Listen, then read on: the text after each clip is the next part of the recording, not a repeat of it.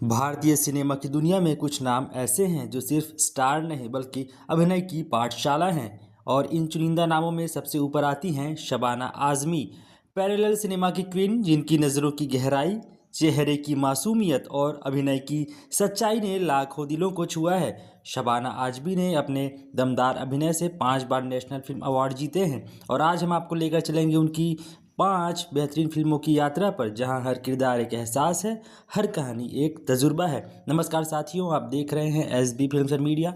मेरा नाम है तेजेश्वर साहू। चलिए वीडियो की शुरुआत करते हैं और बढ़ते हैं पहले फिल्म की ओर, जिसका नाम है अंकुर, जो कि 1974 में रिलीज हुई थी। यह फिल्म शबाना आज़मी के करियर की शुरुआत थी और क्या धमाकेदार शुरुआत। श्याम बेनेगल के निर्देशन में बनी अंकुर की कहानी एक ग्रामीण महिला लक्ष्मी की है।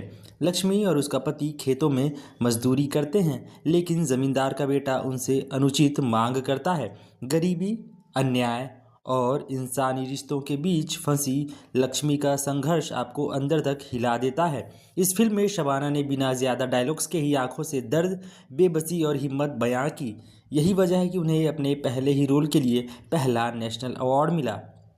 बढ़ते हैं दूसरी फिल्म की ओर, जिसका नाम है अर्थ, जो कि सन 1982 में रिलीज हुई थी। महेश भट्ट की अर्थ उन फिल्मों में से है जिसने भारतीय सिनेमा में महिला सशक्तिकरण की नई परिभाषा लिखी। इसमें शबाना आज़मी ने निभाया पूजा का किरदार। पूजा एक ऐसी पत्नी जिसका पति उसे छोड़कर दूसरी औरत के पास चला जाता है। टूट चुकी पूजा को लगता है कि जिंदगी खत्म हो गई, लेकिन धीरे धीरे वह अपनी पहचान तलाशती है। वह सीखती है कि औरत सिर्फ किसी की बीवी नहीं बल्कि अपनी अलग शख्सियत भी रखती है। पूजा के दर्द, हिम्मत और आत्मनिर्भरता की इस कहानी में शबाना का अभिनय इतना रियल लगता है कि आपको यकीन ही नहीं होता कि यह सिर्फ एक फिल्म है।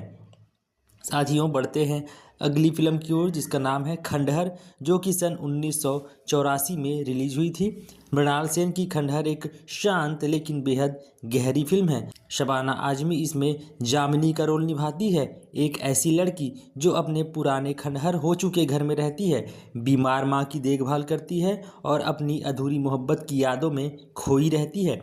बंगाली लघु कथा पर आधारित यह फिल्म उस वर्ष कांस फिल्म फेस्टिवल में भी स्क्रीन की गई थी। यहाँ शबाना की खासियत है साइलेंस। कहानी खत्म होने के बाद भी उनका चेहरा बहुत देर तक याद रहता है। साथियों, बढ़ते हैं अगली फिल्म की ओर, जिसका नाम है पार। यह फिल्म भी 1984 में रिलीज हुई थी। गौतम घोष की पार एक बेहद कठिन और दिल को छू लेने वाली फिल्म है। इसमें शबाना आज़मी रामा का रोल निभाती हैं, जो अपने पति के साथ ज़मीन और रोजगार छिन जाने के बाद मजबूर होकर मजदूरी करने लगती है। यह फिल्म बंगाली कथा पारी पर आधारित थी। कहानी में एक बहुत ही इमोशनल सीन है जहां नसरुद्दीन और शबाना नदी पार करने के लिए घंटों तक भैंसों को हाँकते हैं। दोनों की थकान, दर्द, उम्मीद, सब कुछ असली लगता है। साथियों, बढ़ते हैं आखिरी फिल्म की ओर, जिसका नाम है गॉड मदर, जो कि सन 1999 में रिलीज हुई थी। यह फिल्म गुजरात की एक महिला डॉन संतोकबेन जडेजा की असली ज़िंदगी से प्रेरित है। शबाना ने यहाँ एक ऐसी महिला का रोल निभाया जो हालातों से लड़ते लड़ते सत्ता की दुनिया में कदम रखती है और फिर राजनीति, पावर और इंसाफ की जंग में उतरती है। उनके चेहरे के हाव भाव, भारी डायलॉग्स और कमांडिंग स्क्रीन प्रेजेंस ने इस रोल को आइकॉनिक बना दिया। तो साथियों, आज हमने शबाना आज़मी की 5 फिल्मों के बारे में जाना जिसमें उन्होंने नेशनल अवार्ड जीते हैं। आज का यह वीडियो आपको कैसा लगा कमेंट बॉक्स में बताएं। ऐसे ही खबरों के लिए इस चैनल को सब्सक्राइब करें, वीडियो को लाइक और शेयर करें। मुलाकात करते हैं नेक्स्ट वीडियो में। तब तक के लिए धन्यवाद, नमस्कार, जय जोहार।